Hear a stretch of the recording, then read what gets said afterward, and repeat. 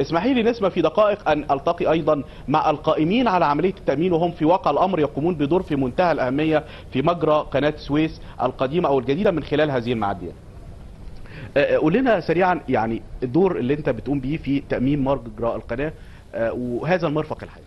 اولا انا بوجه التحيه للشعب المصري العظيم باولى خطوات الانجازات اللي بتتحقق في عهد السيد الرئيس الجمهوريه، وزي ما سيادته قال وأوضح ان دي اول خطوه من 1000 خطوه هيخطوها الشعب المصري العظيم برفقه القوات المسلحه البواسل وجهاز الشرطه المدنيه وكافه المؤسسات الدوله القائمه على تحقيق النهضه والتقدم في بلدنا الحبيبه ان شاء الله.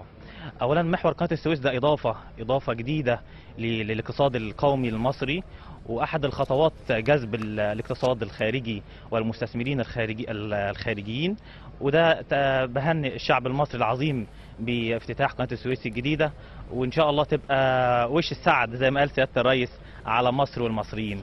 اولا تامين قناه السويس الجديده احب ابشر الشعب المصري واطمن الشعب المصري ان قناه السويس الجديده مؤمنه تماما وبكل ثقه بقواتها المسلحه البواسل وجهاز الشرطه المدنيه وافراد واعضاء تامين المجرى الملاحي لقناه السويس الجديده.